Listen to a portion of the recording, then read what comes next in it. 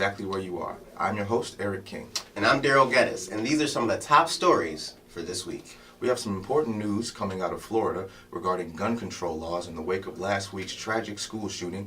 And of course, we have to talk about the current movement that's sweeping the globe surrounding the release of Marvel's Black Panther. We'll also have our Health Minute and a special Winter Olympics edition of This Week in History. We'll start things off with an article from NBC News entitled, Florida Governor Rick Scott moves to bar people under 21 and mentally ill from buying guns. Governor Scott broke with President Donald Trump on Friday and rejected his call to arm teachers with guns as a way to prevent school massacres. Scott says, I disagree with arming teachers. My focus is on bringing in law enforcement. I think we need to have individuals who are trained, well trained. Good call. Governor Scott also defied the National Rifle Association, of which he himself a member, by unveiling a sweeping plan to boost school security that would bar violent or mentally ill people from purchasing weapons, prohibit persons under the age of 21 from owning their own guns, and outlaw so-called bump stocks that make it possible for semi-automatic weapons to go faster. Governor Scott also says, I want to make it virtually impossible for anyone with mental issues to use a gun. I want to make it virtually impossible for anyone who is a danger to themselves or others to use a gun. I think we can all, understand that and relate to that. Definitely. However, the Republican governor declined to ban the semi-automatic AR-15 type rifle that Nicholas Cruz allegedly used to kill 17 people on Valentine's Day at the high school in Parkland, Florida, which was a key demand of the majority Stoneman Douglas High School students who survived the shooting. And as many of you saw on CNN and all the networks, they covered those students traveling up to Washington to talk directly to the government about this. Says Scott, banning specific weapons is not going to fix this, which I kind of tend to agree.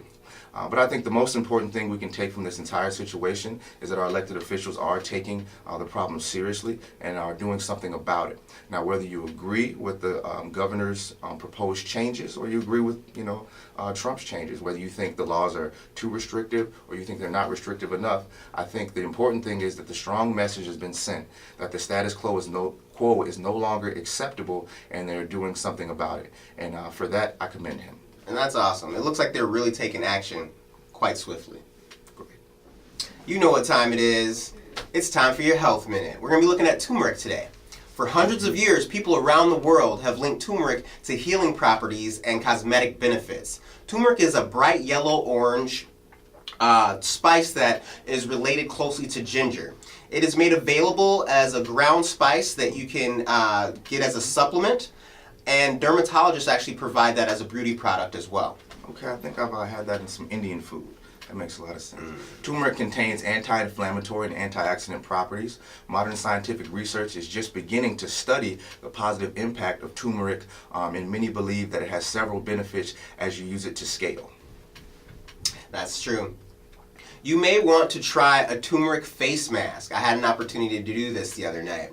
What you want to do is you want to mix a small amount of Greek yogurt, honey, and turmeric together and then apply it to your face for 15 minutes, wait, and then wash it off with water. Hence the glow.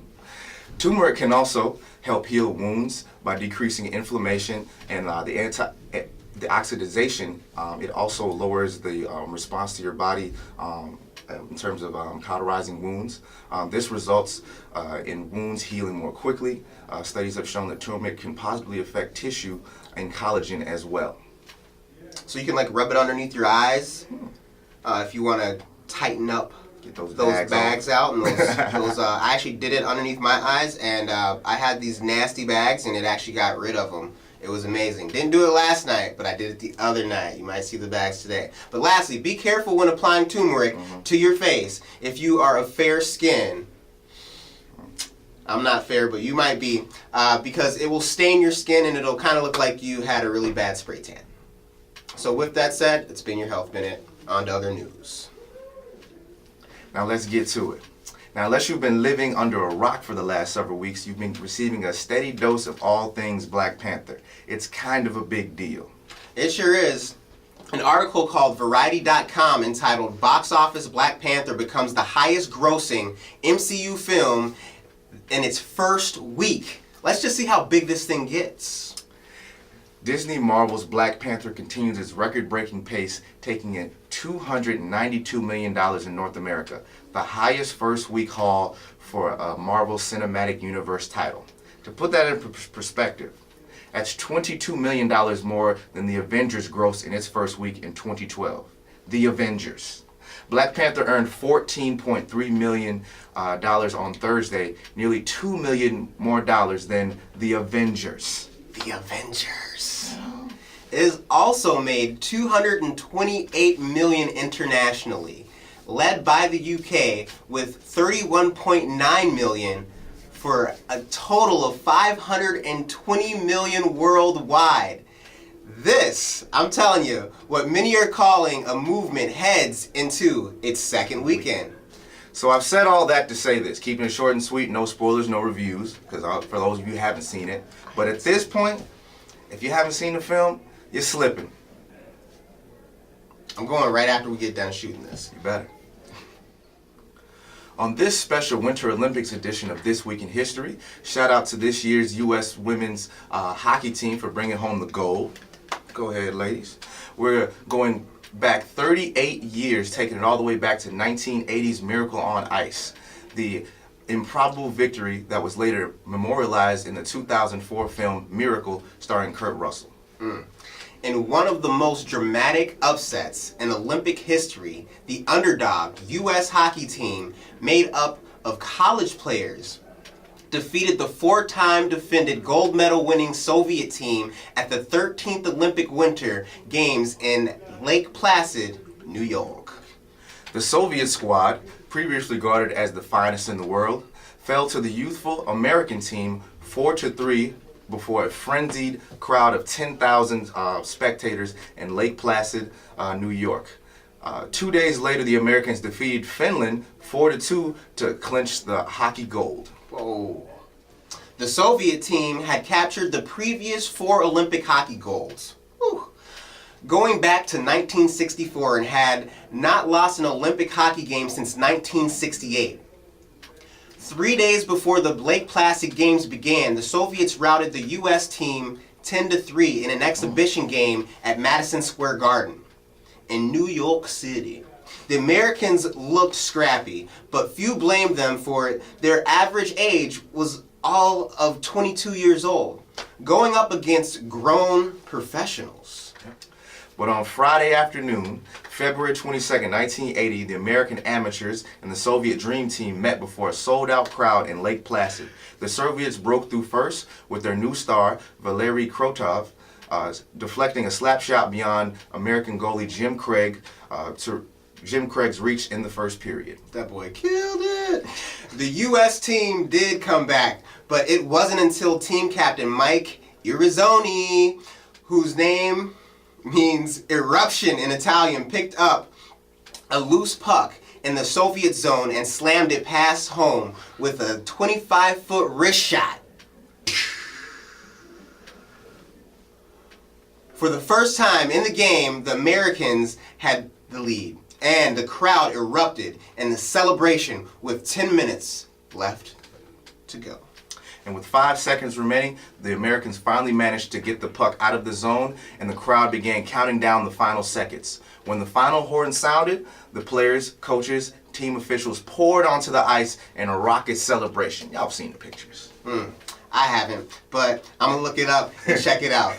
The so-called Miracle on Ice was more than just an Olympic upset. To many Americans, it was an ideological victory in the Cold War, as meaningful as the Berlin airlift or the Apollo moon landing.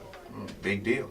The upset came at an auspicious time, or a very, important time, as President Carter had just announced that the United States was going to boycott the Summer Olympic Games in Moscow, and because of the Soviet invasion of Afghanistan, as well as Americans were facing a major recession and the Iranian hostage crisis. So we were in dire need of a reason to celebrate, and the men's hockey team gave them that. What a reason to celebrate. After the game, President Carter actually called the players to congratulate them, and millions of Americans spent that Friday night just celebrating over our boys victorying over the Russian troops.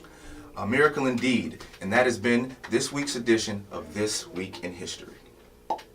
You know what time it is. The word of the day. What's the word? And the word of the day is adroit. What's that mean? It's an adjective or descriptive word. It means skillfully use of hands or mind.